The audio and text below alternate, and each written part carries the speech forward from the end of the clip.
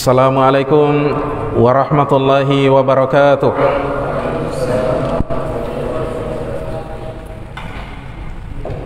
Innal hamdalillah nahmaduhu wa nasta'inuhu wa nastaghfiruh wa na'udzu billahi min shururi anfusina wa min sayyiati a'malina. May yahdihillahu fala mudilla lahu wa may yudlil fala hadiya lahu. Wa asyhadu an la ilaha illallah wahdahu la syarika lahu wa asyhadu anna Muhammadan 'abduhu wa rasuluh. Ya ayyuhalladzina amanu taqullaha haqqa tuqatih wa la tamutunna illa wa antum muslimun. Amma ba'd, fa inna asdaqal hadithi kitabullah wa khairal hadi hadi Muhammadin sallallahu alaihi wasallam wa syarrul umuri muhdatsatuha wa kullu muhdatsatin bid'ah wa kullu bid'atin dhalalah. Hadirin sekalian yang kami muliakan, alhamdulillah di malam hari yang berbahagia ini kembali kita melanjutkan kajian rutin kita dalam membahas sebuah kitab yang ditulis oleh Al-Imam Al-Bukhari, yaitu kitab Al-Adabul Mufrad, sebuah kitab adab yang beliau tulis. Di dalamnya beliau menghimpun hadis-hadis yang terkait dengan adab-adab dan akhlak. Kajian rutin yang seperti ini jamaah sekalian sangat penting kita adakan untuk memahami hadis-hadisnya Rasulullah sallallahu alaihi wasallam. Karena kadang kalau kita tidak membahas secara runut hadis-hadisnya Rasulullah sallallahu alaihi wasallam, kadang kita tidak mengerti perkara-perkara yang diinginkan oleh Rasulullah sallallahu alaihi wasallam. Misalnya adab apa saja yang perlu kita ketahui, adab apa saja yang perlu kita amalkan. Kadang kalau kita tidak membahas secara rutin kitab yang terkait dengan adab-adab Islam, kadang ada hal yang tidak kita pahami dari adab-adabnya Rasulullah sallallahu alaihi wasallam. Oleh karena itu seorang penuntut ilmu harus bersemangat dalam mempelajari kitab yang seperti ini, apalagi kitab yang ada sanadnya, ada mata rantai periwayatannya. Kita melihat bagaimana jasanya para ulama kita di dalam meriwayatkan hadis dari guru mereka, kemudian gurunya dari gurunya lagi di atas sampai kepada sahabat. Usaha mereka jamaah sekalian ini terlihat di depan mata kita, sehingga kita bisa menghargai ilmu yang mereka cari pada masa itu, lalu mereka sampaikan kepada murid-muridnya, lalu murid-muridnya menyampaikan kepada generasi-generasi yang ada setelahnya, sampailah hadisnya Rasulullah SAW kepada kaum muslimin sampai hari ini jamaah sekalian.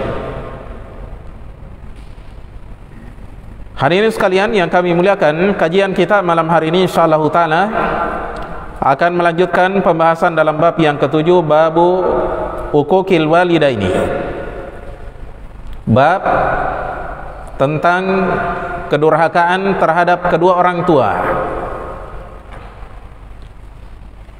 Di dalam bab ini Al-Imam Al-Bukhari rahimahullahu taala ingin menjelaskan kepada kita tentang hukum dari durhakanya seorang anak kepada kedua orang tuanya atau salah satu dari keduanya. Kemudian yang kedua beliau akan jelaskan dosa apa yang dimaksudkan. Apakah dosa kecil ataukah masuk dalam dosa besar? Ini yang ingin disampaikan oleh Al-Bukhari rahimahullah ta'ala di dalam bab yang ketujuh ini. Tapi pertama kita akan bacakan di sini hadis yang ke-16 Ia merupakan hadis yang kedua dalam bab. Kata Imam Al-Bukhari rahimahullahu taala, qala haddatsana Muhammad bin Sallamin, telah menceritakan kepada kami Muhammad bin Sallam yang dikenal dengan Al-Baikandi. Nanti kita akan jelaskan insyaallah. Ini salah satu gurunya Al-Bukhari yang banyak beliau meriwayatkan hadis darinya. Muhammad bin Sallam. Taib. Kata Muhammad bin Sallam, qala akhbarana Jarirun, telah mengabarkan kepada kami Jarir an Abdul Malik bin Umairin, dari Abdul Malik bin Umair, an Warradin katibil Mughirah bin Syu'bah, dari Warrad sekretarisnya sahabat Al-Mughirah bin Syu'bah. Qala, kata Warrad ini, kataba Muawiyah ilal Mughirati, sahabat Muawiyah katanya pernah menulis surat kepada Al-Mughirah, yakni Al-Mughirah bin Syu'bah, seorang sahabat juga ya, radhiyallahu anhu. Kata Muawiyah dalam suratnya, uktub ilayya, tuliskan kepadaku, bima sami'ta min Rasulillahi sallallahu alaihi wasallam, tentang sesuatu yang pernah engkau dengarkan dari Rasulullah sallallahu alaihi wasallam. Artinya, tolong tuliskan kepada saya hadis yang pernah kau dengarkan dari Rasulullah sallallahu alaihi wasallam. Qala Warradun, kemudian berkatalah Warrad, fa'amla alayya, lalu sahabat Al-Mughirah mendiktekan kepadaku, wa katabtu biyadi, dan aku tulis dengan tanganku, inni sami'tuhu yanha an kathrati su'ali. Kata Al-Mughirah dalam surat balasannya, inni sami'tuhu yanha, sesungguhnya aku pernah mendengarkan Nabi sallallahu alaihi wasallam yanha an kathratis su'ali, melarang dari banyak bertanya, wa idha'atil mali, yang kedua menyia-nyiakan harta benda, wa ankila wa qala, dan dari desas-desus, dan dari desas-desus. Kalau sekarang ini gosip ya, istilah kerennya orang ya, gosip ya. Tapi nanti kita akan jelaskan apa yang dimaksud dengan qila wa qala. Tapi ini lafaz hadis yang akan kita kaji pada pertemuan kali ini insyaallah taala. Hadis yang ke-16 dalam bab yang ke-7 ini, dan merupakan hadis yang kedua dalam bab. Adapun nomor hadisnya 16 di situ, itu nomor induknya. Dari awal kitab dirunut semuanya ya.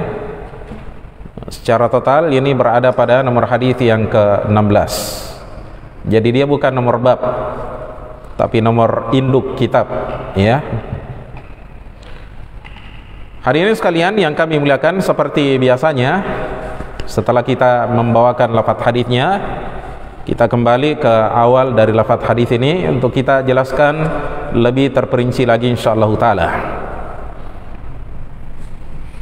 Pertama kita akan jelaskan satu persatu rawi yang ada di dalam sanad hadis ini. Sanad itu mata rantai periwayatan. Kemudian yang kedua insyaallah taala kita akan berikan syarhul hadis, penjelasan terhadap hadis ini supaya kita mengerti apa yang diinginkan oleh Rasulullah sallallahu alaihi wasallam di dalam sabdanya ini. Kemudian juga kita akan jelaskan apa yang diinginkan oleh Al-Bukhari ketika beliau membawakan hadis ini dalam bab yang ke-7 ini. Ya. Kemudian yang ketiga, insyaallah taala kita akan jelaskan siapa saja yang meriwayatkan hadis ini di dalam kitab-kitab mereka. Dan yang terakhir, insyaallah taala kita akan nukilkan beberapa buah faedah dan pelajaran yang dapat kita petik dari hadis ini melalui kitab para ulama kita. Jadi kita akan nukilkan dari kalamnya para ulama kita. Tidak sekedar kita membahas hadis ini dari pikiran kita semata, tapi kita akan ambilkan faedah dan pelajaran, kesimpulan, ya, hukum-hukum dari keterangan para ulama kita. Ya. Jadi istilahnya kita tidak ceramah lepas begitu saja. Senantiasa kita kembali ke ulama kita. Ya. Hadirin sekalian yang kami muliakan, kata Imam Al-Bukhari rahimahullahu taala ketika membawakan hadis ini, hadis yang ke-16 ini, haddatsana Muhammad bin Sallamin, telah menceritakan kepada kami Muhammad bin Sallam, dikenal dengan Al-Baikandi, berasal dari negeri Bukhara. Beliau ini merupakan salah satu gurunya Al-Bukhari yang beliau banyak meriwayatkan hadis darinya. Beliau merupakan rawi yang thiqah. Bahkan dikatakan oleh Al-Bukhari, Al-Hafidz Muhajar, bahwasanya beliau adalah seorang rawi yang thiqatun sabtun. Orangnya thiqah lagi kokoh, kuat. Beliau wafat pada tahun 227 Hijriah. Adapun hadis-hadisnya, maka hadis-hadisnya diriwayatkan oleh Al-Bukhari dalam sahihnya. Kemudian di dalam kitabnya Al-Adabul Mufrad, seperti yang kita lihat pada sanad hadis ini. Adapun ulama yang lainnya, Muslim, Abu Daud, Tirmidzi, An-Nasa'i dan Ibnu Majah, tidak memiliki riwayat dari Al-Baikandi ini. Taib.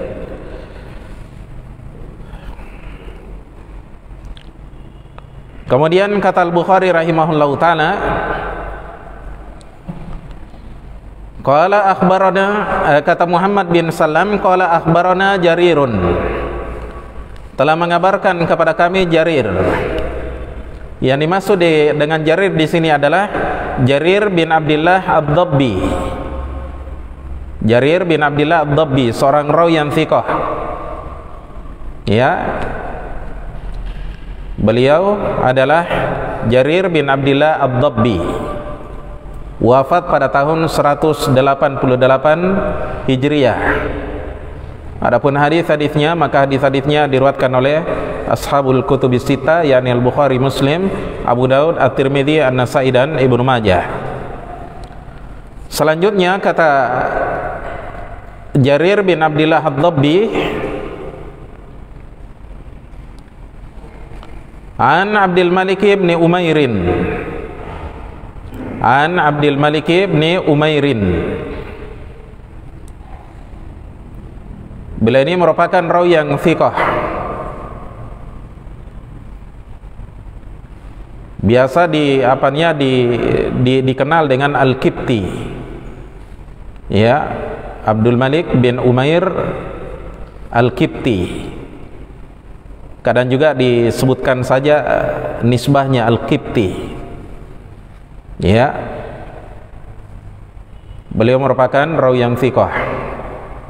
Dan beliau ini meninggal dunia pada tahun 138 Hijriah, 136 Hijriah.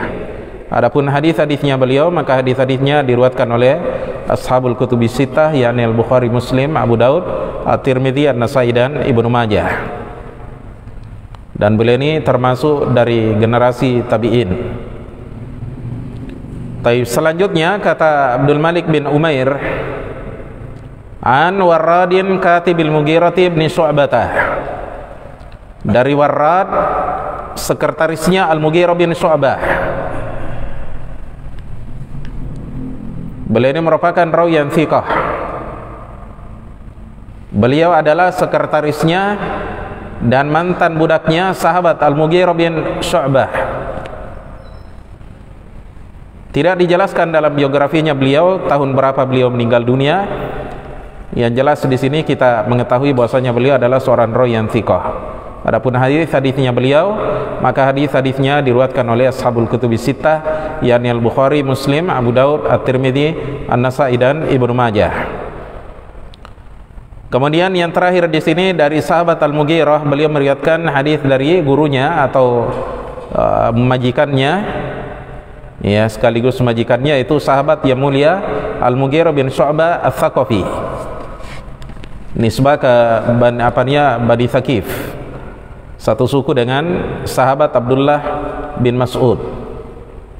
Ya, beliau adalah sahabat Al-Mughirah bin Syu'bah Ats-Tsaqafi radhiyallahu anhu, meninggal dunia pada tahun 50 Hijriah. Adapun hadis-hadisnya beliau, maka hadis-hadisnya diriwayatkan oleh ashabul kutubis sittah, yakni Al-Bukhari, Muslim, Abu Daud, At-Tirmidzi, An-Nasa'i dan Ibnu Majah. Baik, kita kembali ke redaksi hadis ini. Setelah kita mengetahui rawi-rawi yang ada, kata Warrad rahimahullahu taala, sekretarisnya Al-Mughirah, qala kataba Muawiyatu ilal Mughirati. Sahabat Muawiyah radhiyallahu anhu katanya pernah menulis surat kepada Al-Mughirah.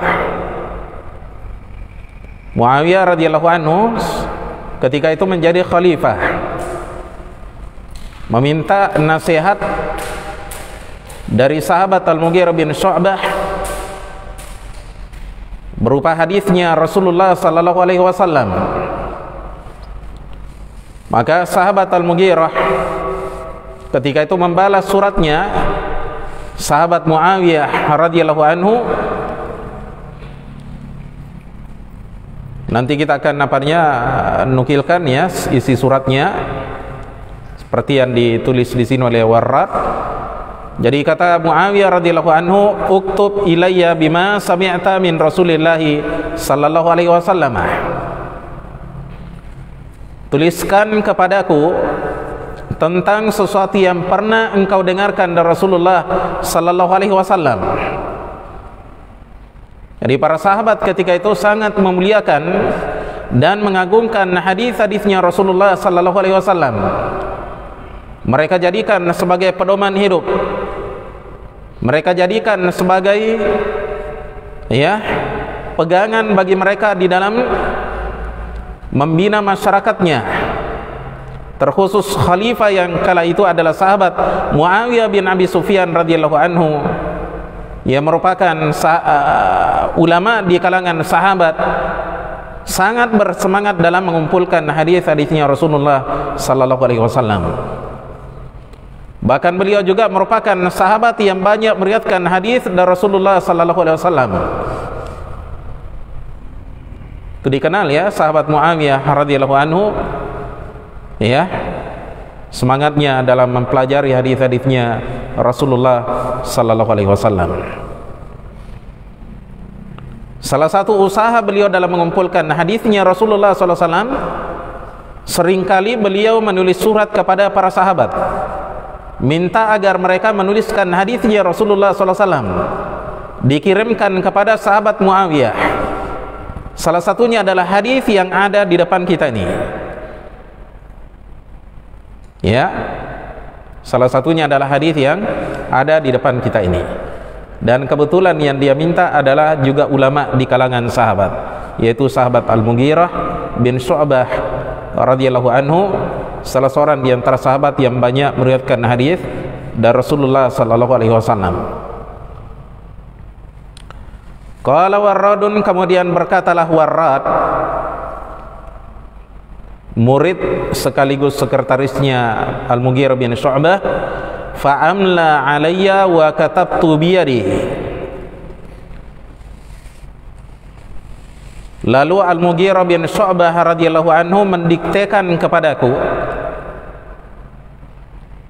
wa katabtu biyadi, dan saya tulis dengan tanganku, yakni isi surat, inni sami'tuhu, kata sahabat Al-Mughirah dalam isi suratnya, sesungguhnya aku pernah mendengarkan beliau sallallahu alaihi wasallam, yakni Nabi sallallahu alaihi wasallam, yanha an kathrati su'ali, melarang dari banyak bertanya, wa idha'atil mali, kedua menyia-nyiakan harta benda, wa ankila wa qala, dan yang ketiga desas-desus. Jadi ada 3 hal yang dilarang oleh Rasulullah sallallahu alaihi wasallam. Yang pertama jamaah sekalian adalah qila wa qala. Yang pertama adalah kathratus su'al, banyak bersoal. Ada yang menyatakan bahwasanya as-su'al di situ bermakna apa? Bertanya. Karena dalam bahasa Arab su'al dari kata sa'ala yas'alu, su'alan, akar katanya seperti itu ada 2 maknanya. Sa'ala bermakna bertanya, ya. Kemudian yang kedua bermakna meminta, bermakna talaba yatlubu, ya. Kalau yang pertama bermakna istabhama yastabhimu istibhaman, bertanya. Dijelaskan oleh Al-Hafidz Ibnu Hajar rahimahullahu taala di dalam kitabnya Fathul Bari pada jilid 10 halaman 407 bahwasanya kathratus su'al di sini, banyak bersoal di sini, ini kata beliau terjadi khilaf di kalangan para ulama. Ada yang menyatakan bahwasanya maknanya adalah banyak bertanya. Yang kedua banyak meminta. Jadi kita dilarang banyak meminta, artinya minta-minta sama orang. Minta uang, minta harta, minta jabatan, ya. Iya. Jadi as-su'al di situ ada 2 maknanya, bisa dimaknai banyak bertanya, yang kedua banyak meminta. Banyak minta uang, minta dunia, minta jabatan, ya. Dan 2 hal ini jamaah sekalian adalah perkara yang tercela. Namun di sini dijelaskan oleh Al-Hafidz Ibnu Hajar bahwasanya hadis yang ada di depan kita ini, kata beliau, lebih utama diarahkan kepada 2 makna ini. Bisa bermakna banyak bertanya, bisa bermakna banyak meminta, minta harta, minta dunia, yakni kepada manusia, ya. Kemudian dirinci oleh Al-Hafidz Ibnu Hajar bahwasanya ada di antara ulama yang menyatakan bahwa makna bertanya, ya, kalau kita maknai di situ artinya banyak bertanya, apa yang dimaksud dengan banyak bertanya? Kata beliau, waqad dhahaba ba'dul ulama ila annal murada bih, sebagian di antara ulama ada yang berpendapat bahwa yang dimaksud dengannya adalah pertama kathratus su'al, banyak bertanya, an akhbarin nas wa ahdathiz zaman, tentang berita-berita manusia dan peristiwa-peristiwa zaman, ya.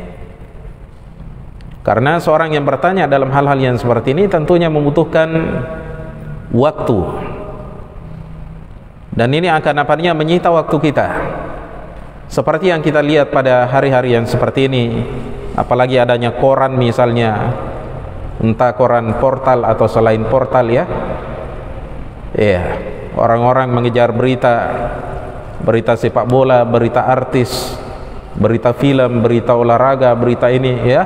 Sampai kadang waktunya banyak yang tersita hanya untuk membaca, ya, mencari-cari, ya, berita-berita yang terjadi di dunia ini. Nah, ini tentunya satu hal yang kurang baik, karena ini akan banyak mengambil dan menyita waktu seorang hamba. Kemudian yang kedua, wa kathrati su'alil insani bi'ainihi an tafasili halihi, Yang kedua maknanya banyak bertanya kepada seorang manusia an tafasili halihi, tentang rincian-rincian keadaannya. Fa inna dzalika mimma yakrahu al-mas'ulu ghaliban, karena hal yang seperti ini termasuk perkara yang dibenci oleh orang yang ditanya pada umumnya. Jadi kalau kita berkenalan dengan seorang, jangan terlalu banyak bertanya, terlalu rinci. Ya. Kadang kan ada orang ya terlalu cerewet kalau bertanya. Ya. Kalau istilah anak mudanya saya lihat terlalu kepo. Ya. Mau tanya semuanya tentang diri saudaranya. Ya, sampai hal-hal yang tidak layak untuk ditanyakan, dia tanyakan. Maka ini katanya termasuk dalam makna banyak bertanya. Kemudian yang ketiga, waqad sabatan nahyu 'anil aglutat, sungguh telah valid, yakni telah sahih dari Nabi SAW adanya larangan dari uglutat. Ya, hal yang hal yang samar, ya, atau hal-hal yang sulit untuk dijangkau. Dan kadang ulama ketika ditanya dalam perkara seperti itu, kadang dia keliru, tergelincir, salah dalam menjawab. Ya. Jadi ada hal-hal yang kalau ditanyakan kepada ulama, dia akan salah dalam menjawab.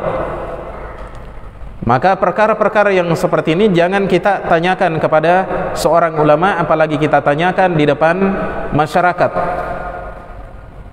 Ya. Dan ini banyak terjadi di zaman kita ini. Dan parahnya lagi kalau pertanyaan-pertanyaan dalam perkara seperti ini ingin membenturkan antara satu pihak dengan pihak lain. Dia tanya misalnya seorang ulama, bagaimana hukumnya ya perkara seperti ini, budaya begini, ya. Kemudian ulama itu menyatakan haram. Kemudian dilaporkan ke pemerintah. Ini Pak, ada ulama yang berfatwa begini, haramnya begini ya. Ya, misalnya masalah-masalah budaya atau seni mau ditabrakkan ya, atau adat istiadat yang berseberangan dengan Islam ya, untuk mengadu domba antara satu golongan dengan golongan yang lain. Ya. Ini banyak kita temukan pertanyaan-pertanyaan seperti ini ingin membenturkan antara satu golongan dengan golongan yang lain. Ya.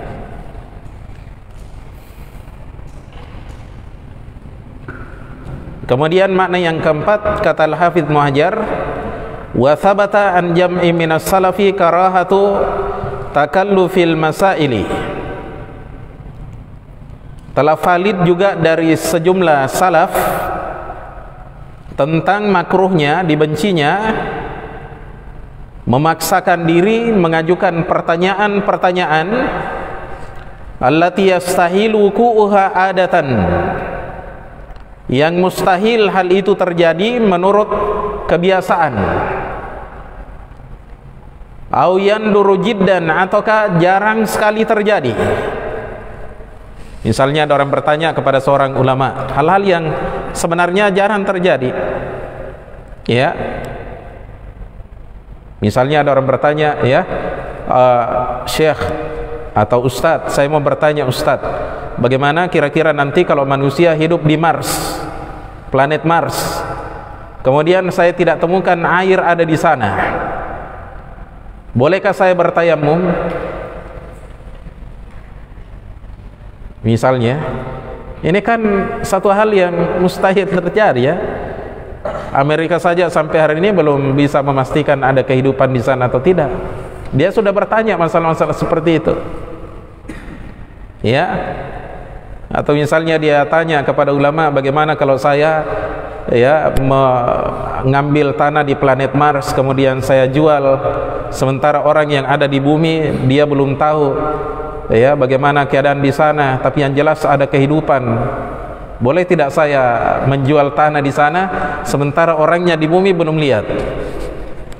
Nah, ini kan hal-hal yang mustahil terjadi ya, atau anggaplah bisa terjadi tapi jarang sekali terjadi hal yang seperti itu ya. Ini apa manfaatnya kita tanyakan hal-hal yang seperti ini ya? Atau ada hal-hal yang sebenarnya tidak ada manfaatnya untuk ditanyakan, seperti di masanya Rasulullah SAW ada sebagian di antara Arab Badui yang datang dari pedalaman, dari pelosok, karena mereka ini tidak punya adab terhadap manusia, karena sehari-harinya hanya bersama dengan unta, kambing, sapi, tidak mengerti adab-adab di perkotaan. Kadang mereka ceplas-ceplos bertanya kepada Nabi SAW, "Aina abi ya Rasulullah?" Di mana katanya bapakku wahai Rasulullah? Artinya dia mencari bapaknya apakah masih hidup atau tidak. Kadang juga dia tanyakan, ya, "Aina abi fil akhirah?" Di mana bapakku nanti di akhirat? Apakah dia di surga atau di neraka? Kadang Nabi SAW diam sambil berubah wajahnya, artinya Nabi itu marah ya mendengarkan pertanyaan-pertanyaan seperti ini ya. Kemudian juga dijelaskan oleh sebagian di antara ulama bahwasanya di antara bentuk kathratus soal yang tercela adalah menanyakan perkara-perkara syariat pada masa turunnya wahyu. Syariat ini turun secara umum kemudian ditanya rincian-rinciannya, seperti yang dilakukan oleh Bani Israel. Ketika terjadi pembunuhan di antara mereka, mereka diperintah oleh Allah melalui Musa, turun wahyu ya, melalui Musa untuk menyembelih seekor sapi. Kemudian Bani Israel bertanya, apa sifatnya sapi itu? Ya, akhirnya Nabi Musa jelaskan lagi karena dapat wahyu dari langit, katanya pertengahan antara ini dan ini. Setelah itu mereka tanya lagi, kalau sapinya pertengahan seperti ini kira-kira warnanya apa? Tanya lagi. Akhirnya dijelaskan sapi itu warnanya kuning ya, menyenangkan orang ketika melihatnya ya. Tanya lagi yang ketiga kalinya, kira-kira apa lagi sifatnya sapi yang kuning, bersih, indah seperti ini?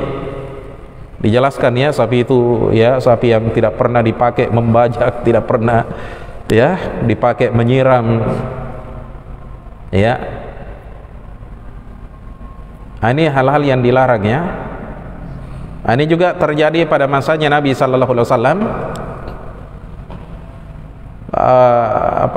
tentang kewajiban haji. Ya, turun ayat tentang kewajiban haji. Kemudian ada di antara sahabat yang bertanya, "Afi kulli amin, apakah ini setiap tahun wahai Rasulullah?" Padahal perintahnya datang, perintah itu kepada mereka secara umum. Tidak dijelaskan apakah 1 kali, 2 kali, 3 kali atau tiap tahun. Namun hukum asalnya perintah dari Allah SWT itu hukum asalnya dikerjakan 1 kali, kecuali kalau ada dalil yang merinci bahwasanya dikerjakan berkali-kali atau setiap tahun, baru kita berpegang kepada dalil yang kedua yang menjelaskannya. Tapi selama tidak ada, kita pahami bahwasanya itu hanya 1 kali dilakukan. Ada sahabat yang bertanya, "Fi kulli amin, wahai Rasulullah, apakah kewajiban haji ini pada setiap tahunnya?" Ketika itu Nabi SAW agak marah ya. Setelah itu turun wahyu bahwa yaitu hanya 1 kali dalam seumur hidup ya. Ini dilarang pada masa turunnya wahyu ya, khusus pada masa turunnya wahyu. Kemudian dijelaskan juga oleh sebagian ulama kita bahwasanya yang dimaksud dengan kathratus soal di situ, banyak bertanya di situ adalah bertanya tentang perkara-perkara yang mutasyabih ya, hal-hal yang sulit untuk dipahami, seperti misalnya huruf-huruf yang ada di depan Al-Quran, alif lam mim Jangan ditanya. Pokoknya baca saja. Ya. Atau bertanya tentang hal yang samar, di mana hal ini tidak dijelaskan oleh Allah Subhanahu wa taala, hanya dijelaskan oleh Allah Subhanahu wa taala sekilas tentang hal itu. Misalnya nama atau sifatnya Allah.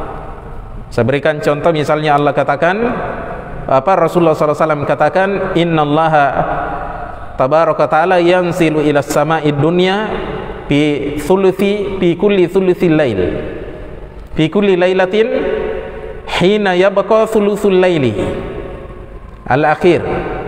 Sesungguhnya Allah tabaraka ta'ala itu turun ke langit dunia pada setiap malam, pada sepertiga malam yang terakhir.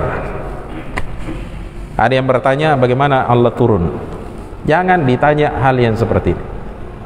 Ini pertanyaan yang tidak boleh. Ada yang tanya, Allah, misalnya Allah katakan Allah itu beristiwa, ya, berada di atas arsy. Datang orang bertanya, ya, bagaimana caranya Allah istiwa, berada di atas arsy? Apakah dia duduk, ataukah dia berdiri, ataukah dia baring?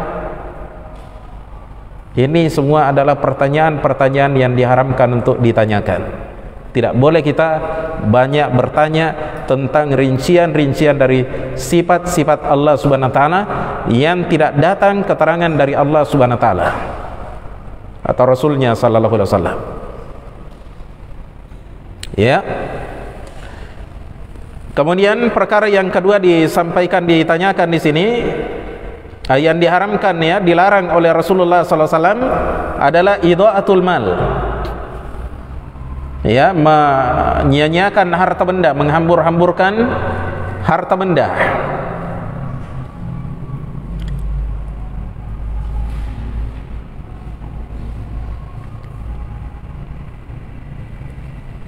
Dijelaskan oleh Al-Imam An-Nawawi rahimahullahu ta'ala di dalam kitabnya Syarah Sahih Muslim pada jilid 12 halaman 11. Nanti akan datang juga rinciannya insyaallah dari Al-Hafidz Ibnu Hajar, tapi di sini secara umum saja kita akan jelaskan dari An-Nawawi rahimahullah. Kata beliau, wa amma idha'atul mal, adapun menyia-nyiakan harta benda, fahuwa sarfuhu fi ghairi wujuhihi asyar'iyyati.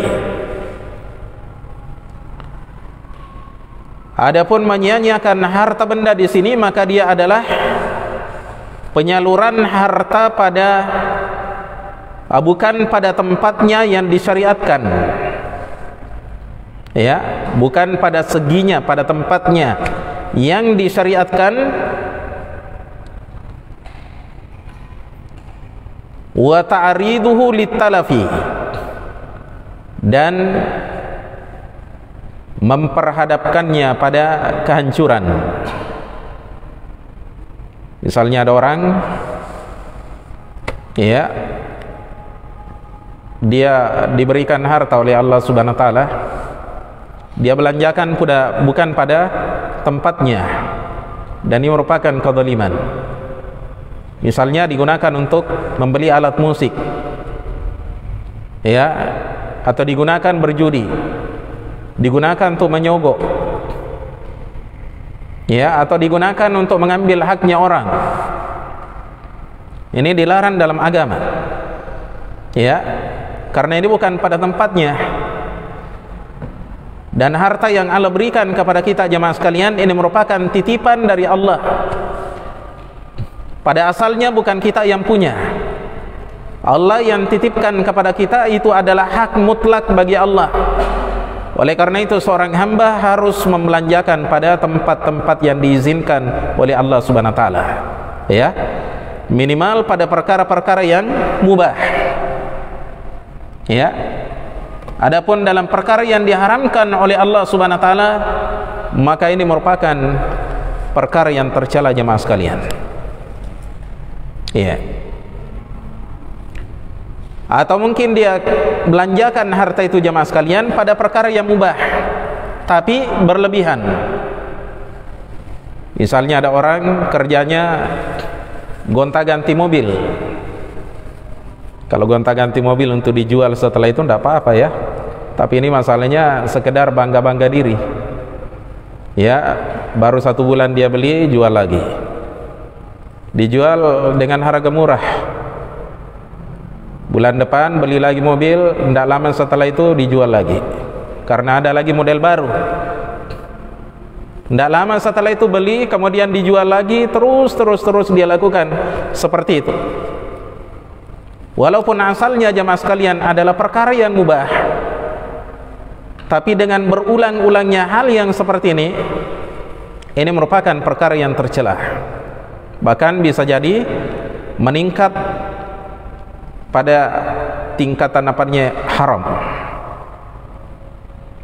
Seorang hamba ketika dititipkan harta oleh Allah Subhanahu wa taala, ada tanggung jawab Allah berikan kepadanya, amanah kepadanya untuk membelanjakan, menggunakan harta itu dalam mencari pahala di sisi Allah Subhanahu wa taala. Ya. Bukan hanya digunakan untuk berbangga diri, bersenang-senang tanpa ada tujuan ingin meraih pahala dan keutamaan di sisi Allah Subhanahu wa taala. Ya. Kemudian ya, itu yang pertama dijelaskan oleh Nawawi. Yang kedua adalah wa ta'riduhu litalaf. Memperhadapkan harta itu pada kehancuran. Misalnya dia beli mobil,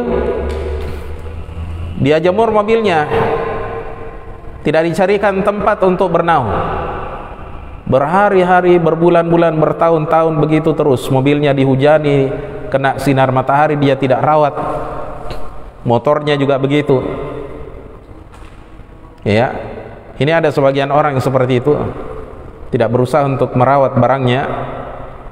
Ya, atau ada di antara mereka dia menggunakan motornya misalnya tidak pernah dia servis.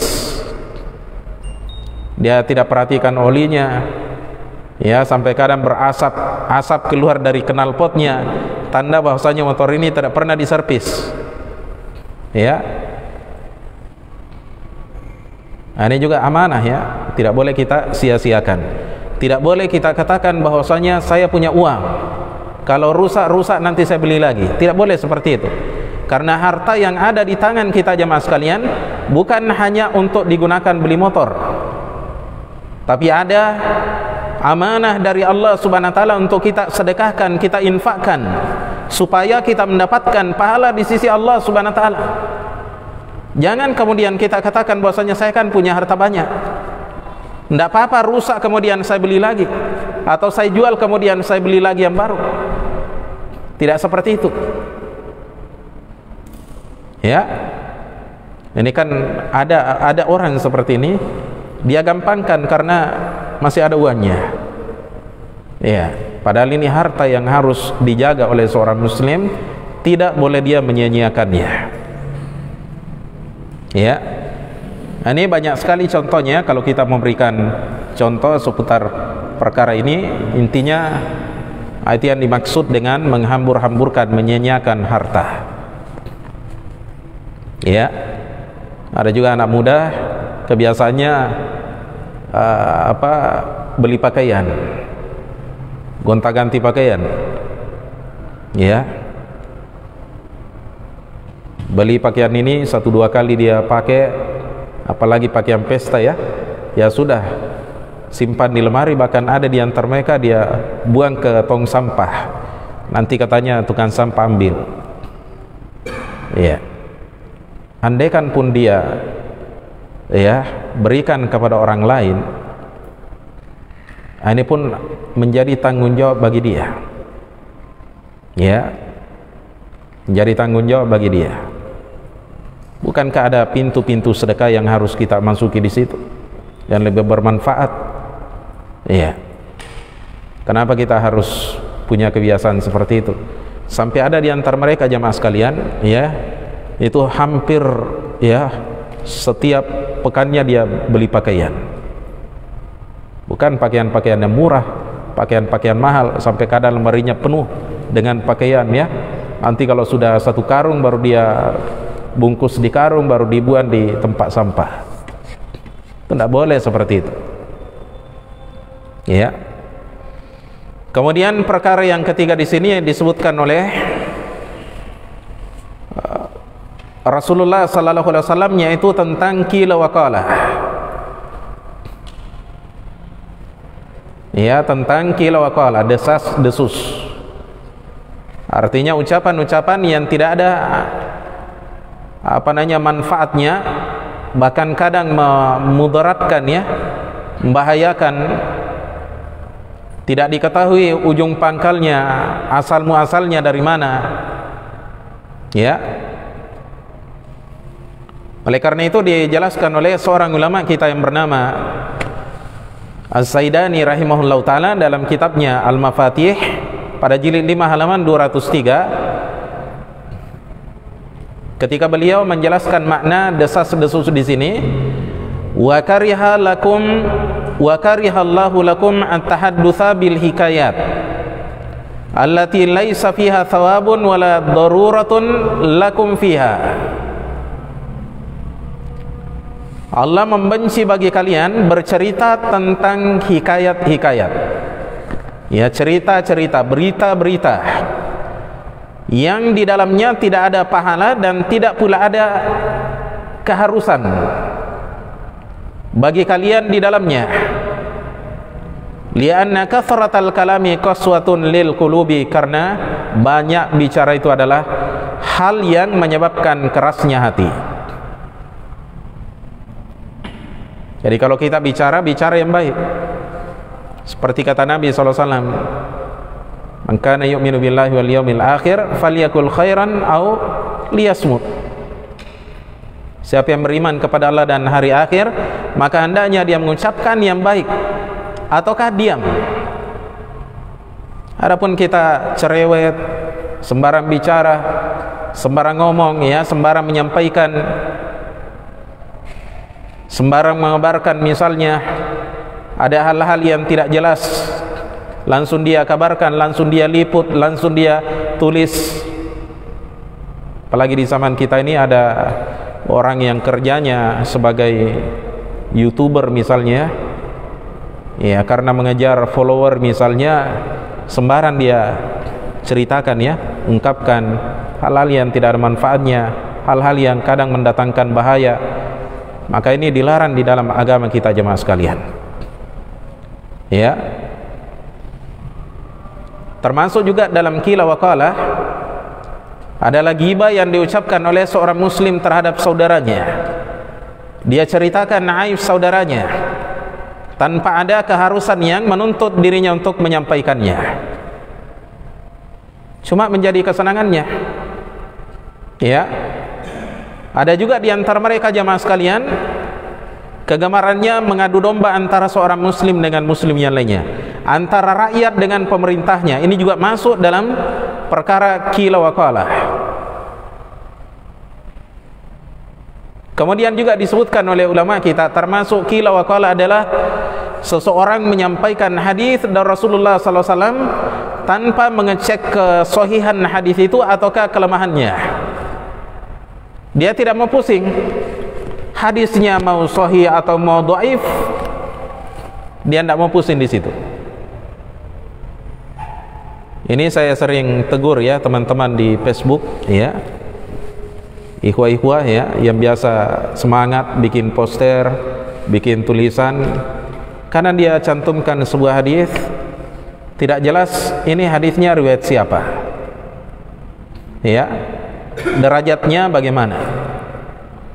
Saya sering dapat, dan kalau saya dapat saya biasa tegur, ya.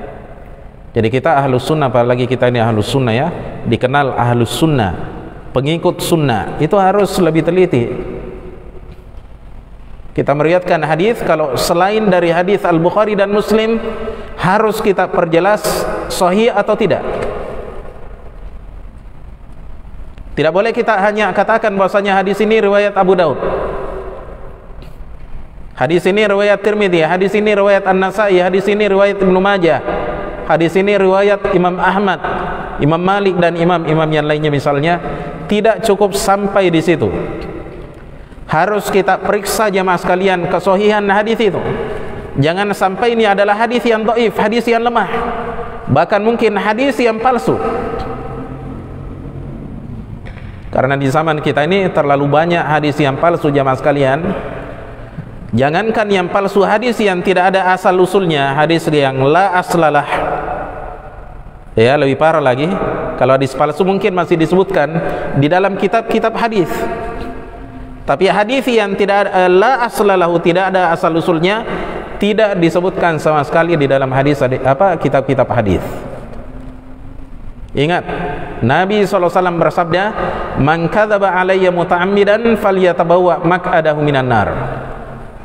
Barang siapa yang sengaja berdusta atas namaku, yakni dia riwayatkan sesuatu dari Nabi SAW dalam keadaan dia sengaja dusta ya kepada Nabi SAW atas nama Nabi SAW, falyatabawwa maq'adahu minan nar, maka hendaknya dia siapkan tempatnya dari neraka, dalam neraka.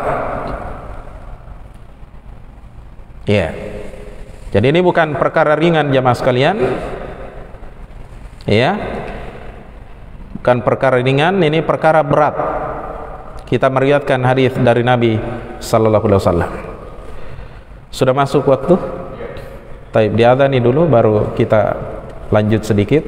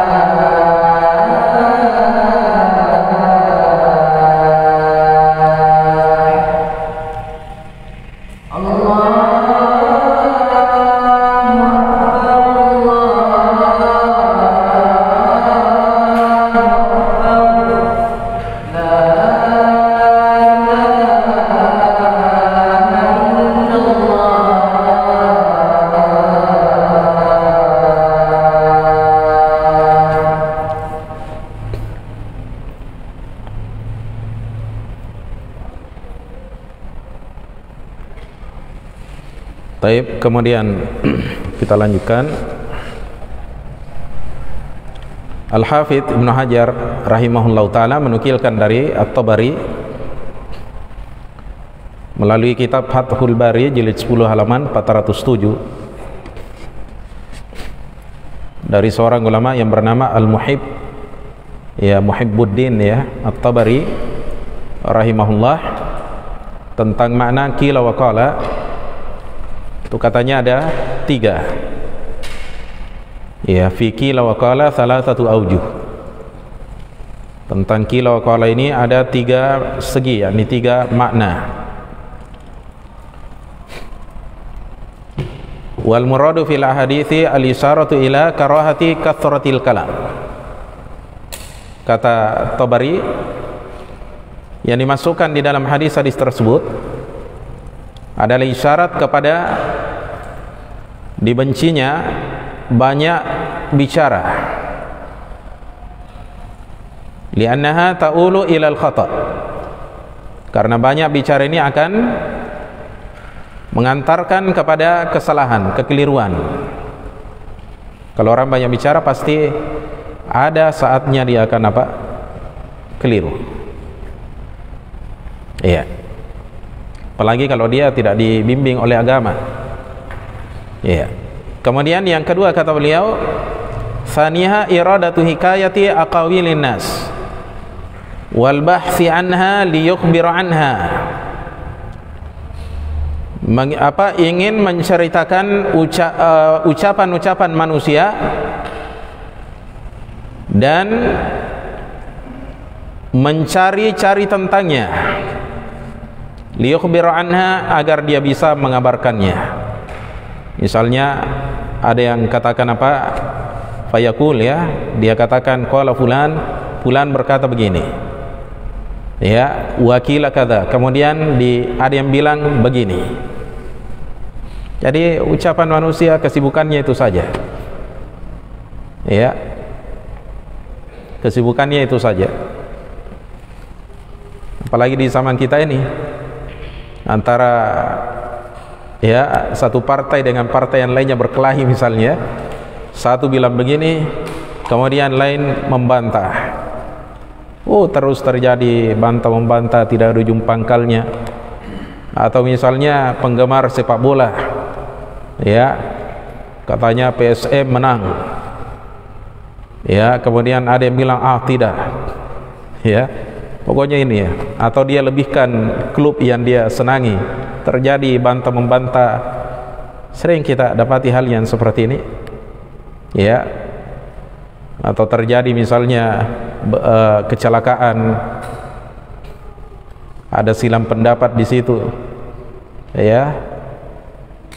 Yang lainnya menukilkan begini, yang lainnya bilang begini, bantah-membantah di situ, tidak ada manfaatnya. Apa manfaatnya kalau kita tahu? Kan tidak ada. Kita juga bukan polisi, kita juga bukan hakim, ya. Kalau mungkin polisi, hakim, ya, dia memang harus tahu. Tapi kita ini masyarakat awam, apa manfaatnya? Ya. Atau misalnya orang yang senang sepak bola, misalnya terjadi pertandingan ini dengan ini, yang saya unggulkan ini, ini tidak ada nilainya. Ada lagi yang bilang, tidak, sebaliknya, ya. Terjadi transfer jual beli pemain, katanya yang paling mahal itu Ronaldo. Ada lagi yang bilang, tidak. Ini saya tahu hal yang seperti ini karena saya juga bukan biasa, ya, sekali-kali lewat di depan, ya, istilah begitu, ya, transfer, ya, ya. Ternyata ada transfer juga, ya. Nah, ini hal-hal yang kadang diperselisihkan orang, dipertengkarkan. Apa manfaatnya kalau kita tahu? Ya. Ada pahala kita dapat? Tidak ada. Ya. Kemudian yang ketiga kata beliau, thalithuha anna dzalika fi hikayatil ikhtilafi fi umuriddin. Bahwa hal itu dalam menceritakan perselisihan, yakni para ulama dalam perkara-perkara agama. Ya. Wa mahallu karahati dzalika ayyukthira min dzalika, dan keadaan ya atau tempat dimakruhkannya, kondisi dimakruhkannya hal itu adalah seseorang banyak melakukan hal itu, menyebutkan hal itu, bihaitsu la yu'manu minal iktsari minas salal, di mana tidak akan aman, seorang itu tidak akan aman dari ketergelinciran karena terlalu banyak dia menukil, bingung sendiri ya, bingung sendiri dia menukil khilaf, apalagi dia nukilkan kepada manusia, oh terjadi khilaf dalam masalah begini ya, akhirnya dia sendiri bingung, orang yang mendengar juga bingung, dan khilaf yang ada di dalamnya dia tidak jelaskan mana yang dhaif dan mana yang kuat, yang rajih, dan biarkan begitu saja. Paham ya? Atau misalnya ada orang dia nukilkan tentang apa nih khilaf di kalangan para ulama tentang hukum musik. Kebetulan mungkin dia suka musik, jadi dia cari-cari di internet, oh ada khilaf, Ibnu Hazm katanya membolehkan ya, sementara ulama yang lainnya itu mengharamkan. Tapi kalau saya, sepanjang ada ulama yang berpendapat begitu, ya apa salahnya? Ya salah, karena Anda tidak memeriksa dasar dari pernyataan Ibnu Hazm itu apa. Ibnu Hazm itu melemahkan hadis dalam Sahih Bukhari tanpa hujjah. Oleh karena itu Syekh Al-Albani dan ulama sebelum beliau itu membantah habis-habisan Ibnu Hazm, karena haramnya musik ini adalah perkara yang sudah ijma' sebelum lahirnya Ibnu Hazm, sudah sepakat para ulama, sudah ada ijma' sebelumnya, kemudian Ibnu Hazm menyatakan pendapat seperti itu, dan perkara yang ijma' di dalamnya jamaah sekalian tidak ada nilainya pendapat itu kalau menyalahi ijma'. Sisi lain bahwasanya haramnya musik bukan hanya disebutkan dalam satu hadis yang diriwayatkan oleh Al-Bukhari tersebut, bahkan banyak hadis-hadis yang lainnya.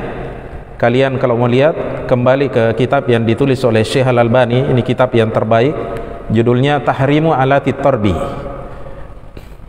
Kadang juga ada dua judulnya, Ar-Raddu bil Wahyain ya, judulnya Raddu bil Wahyain, tapi yang saya lihat di cetakan terbaru judulnya Tahrimut Tarbi, itu karyanya Syekh Al-Albani rahimahullah. Buku ini ditulis untuk membantah Ibnu Hazm. Habis-habisan beliau bantah di situ ya Ibnu Hazm dari sisi qawaid hadithiyah, kaidah-kaidah hadis. Ya. Hadirin sekalian yang kami muliakan, hadis yang ada di depan kita ini kalau kita melihat ya dari lafadznya, hadis yang ke-16 ini, kalau kita kaitkan dengan judul bab, babu ukukil walidain, bab kedurhakaan terhadap kedua orang tua. Lafadznya, dari lafadznya tidak ada kaitannya dengan bab. Saya tidak mengerti di sini kenapa hadis ini datang seperti ini dari Al-Imam Al-Bukhari rahimahullahu taala. Apakah ini kesengajaan dari beliau ataukah kesalahan dari penulis naskah? Karena hadis ini datang jamaah sekalian dalam Sahih Al-Bukhari dan Sahih Muslim. Di situ terdapat penyebutan ukukul walidain, tentang apanya kedurhakaan terhadap kedua orang tua. Makanya dalam riwayat Muslim dikatakan oleh Nabi sallallahu alaihi wasallam, innallaha harrama thalathan wa naha an thalathin. Sesungguhnya Allah mengharamkan 3 hal dan melarang dari 3 hal. Harrama ukukul walidi, Allah mengharamkan durhaka kepada orang tua. Wa wa'dal banati, mengubur anak perempuan hidup-hidup. Wala wahatin, dan juga mengharamkan ya sikap bakhil, rakus, dan menahan dan mengambil haknya orang. Iya. Menahan haknya orang dan mengambil haknya orang. Ya. Kemudian selanjutnya kata Nabi SAW dalam riwayat itu, wanaha an thalathin, dan beliau juga melarang dari 3 hal, qila wa qala. Ya. Kemudian wa kathratis su'al, banyak bertanya, wa idha'atil mal, serta menyia-nyiakan harta benda. Situ disebutkan ukukul 8-nya walidain. Kemudian dalam riwayat Al-Bukhari dalam sahihnya, situ lebih jelas lagi, ya, juga dari sahabat Al-Mughirah bin Syu'bah, wa kana yanha an qila wa qala. Dahulu Nabi SAW melarang dari qila wa qala. Wa kathratis su'ali, banyak bertanya. Wa idha'atil mal, menyia-nyiakan harta benda. Wa man'in wahati, yang menghalangi hak dan mengambil hak, yakni orang lain yang tidak pantas diambil. Wa ukukil ummahati, yang kelima durhaka kepada orang tua, ibu. Wa wa'adil banati, dan menanam hidup-hidup anak perempuan. 6 perkara disebutkan oleh Rasulullah SAW. Salah satunya adalah durhaka kepada kedua orang tua. Hadis ini dari sahabat Al-Mughirah bin Syu'bah, ya, dari muridnya Warrad, dari Al-Mughirah bin Syu'bah, dari Nabi SAW. Taib. Maka ini yang saya katakan tadi, saya tidak mengerti apakah Al-Bukhari sengaja membawakan riwayat hadis ini dalam Al-Adabul Mufrad terpotong seperti ini. Memang ada riwayat yang seperti ini, ataukah penyalin hadis, ya, entah muridnya Al-Bukhari ataukah penyalin hadis setelahnya, karena ini kan diriwayatkan secara berantai. Ya, saya mencoba untuk mencari dalam kitab-kitab yang mensyarah Al-Adabul Mufrad, tapi saya tidak temukan ada keterangan dari para ulama. Intinya bahwa dalam riwayat yang lain ada penyebutan ukukul walidain, kedurhakaan terhadap kedua orang tua, sehingga ada hubungannya antara hadis dengan judul bab. Ini kan harus kita hubungkan, ya, antara hadis dengan judul bab, karena Al-Bukhari ketika membawakan hadis ini jelas beliau ingin berdalil tentang hal tersebut, tentang haramnya durhaka kepada kedua orang tua. Tapi di sini justru tidak ada lafadznya.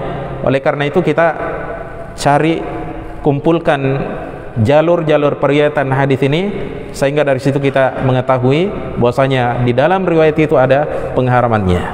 Kalaupun di sini tadi disebutkan, maka di sana disebutkan. Baik. Hadirin sekalian yang kami muliakan, hadis yang ada depan kita ini diriwayatkan oleh Al-Bukhari dalam beberapa tempat, di antaranya dalam sahihnya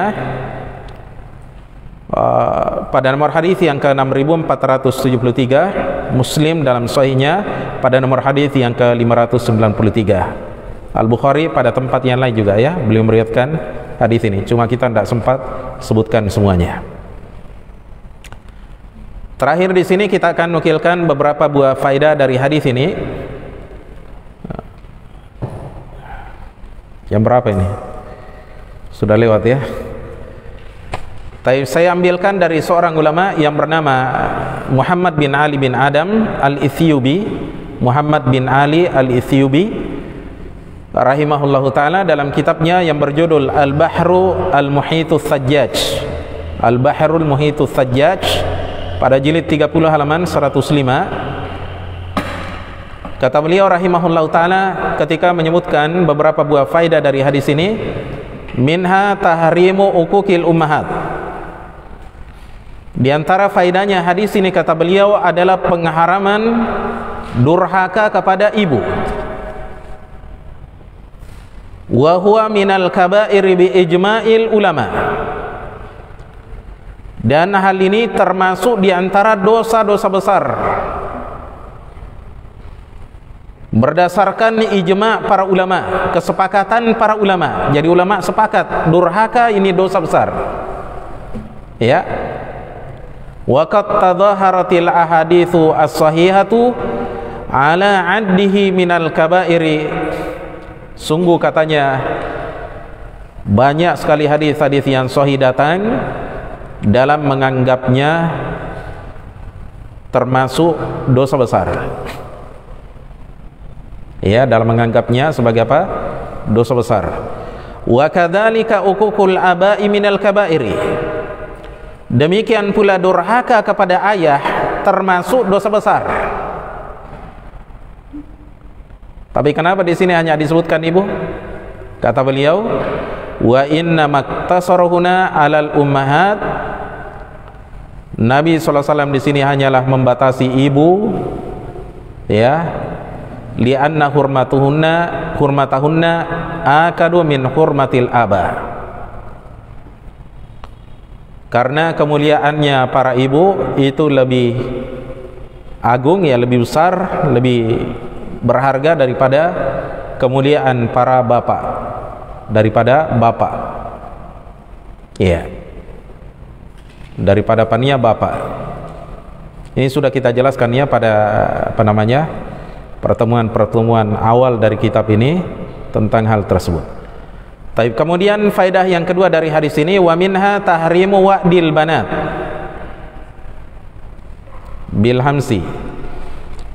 Pengharaman, diantara faedahnya hadis ini adalah pengharaman menanam anak-anak perempuan dalam keadaan hidup-hidup. Ya. Wa huwa daf'uhunna fi hayatihinna, yaitu menanam mereka dalam keadaan hidupnya mereka. Dalam keadaan apa? Mereka hidup, ya. Fayamutna tahta turabi, sehingga mereka meninggal di bawah tanah. Jadi hidup-hidup dikubur, ya. Wa huwa minal kaba'iril mubiqati, dan hal ini juga termasuk dosa-dosa besar yang membinasakan.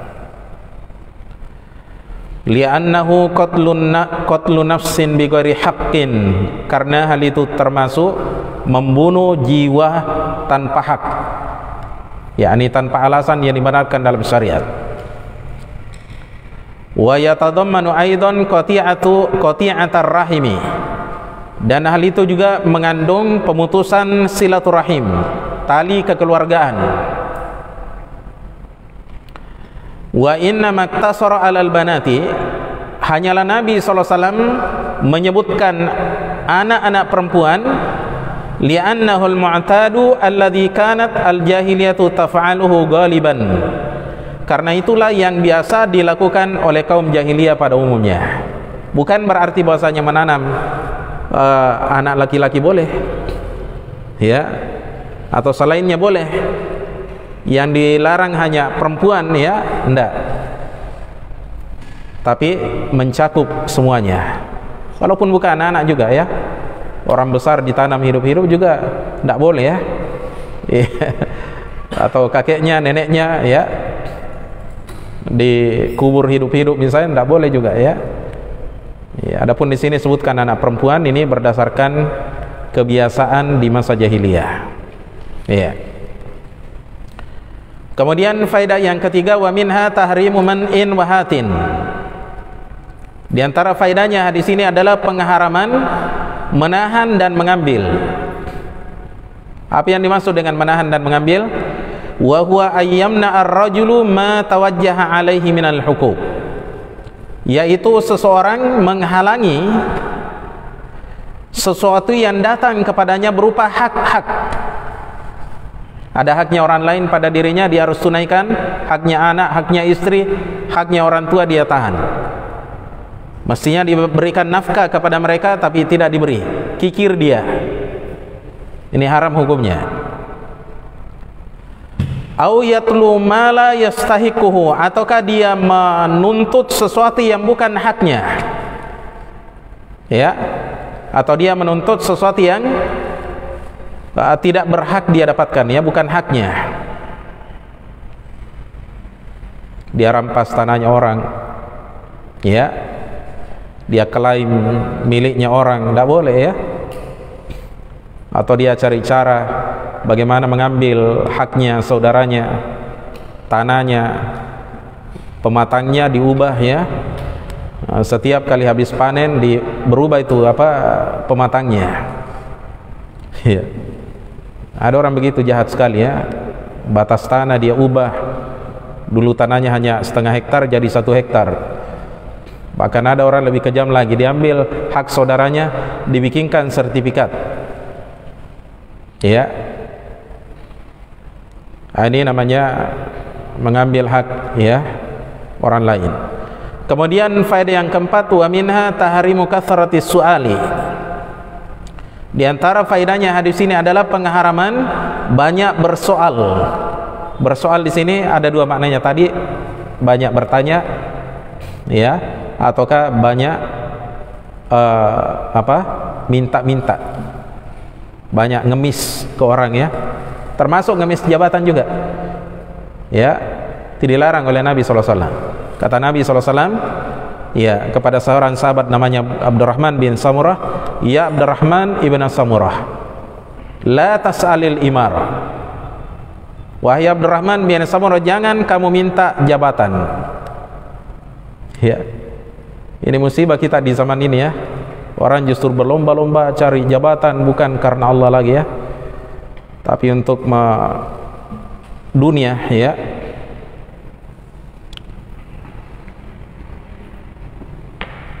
Kemudian yang terakhir jemaah sekalian, wa minha tahrimu idha'atil mal. Pengharaman menyia-nyiakan harta benda. Ya, di antara faedahnya di sini pengharaman menyia-nyiakan harta benda. Sudah kita jelaskan tadi secara panjang lebar. Taib. Ada faedah sebenarnya dari hadis ini, tidak sempat mungkin kita sebutkan karena sudah jam 8 ya. Terlalu lama kalau saya sebutkan. Mudah-mudahan hadis ini berulang pada tempat yang lain sehingga nanti insya Allah di sana kita akan sebutkan. Tapi saya kira demikian, mudah-mudahan apa yang kita jelaskan pada kesempatan kali ini di dalamnya ada pelajaran dan manfaat bagi kita. Kita mohon kepada Allah Subhanahu wa taala agar kita senantiasa diberi pertolongan dan taufik. Subhanakallahumma bihamdika asyhadu an la ilaha illa anta astaghfiruka wa atubu ilaik. Assalamualaikum warahmatullahi wabarakatuh.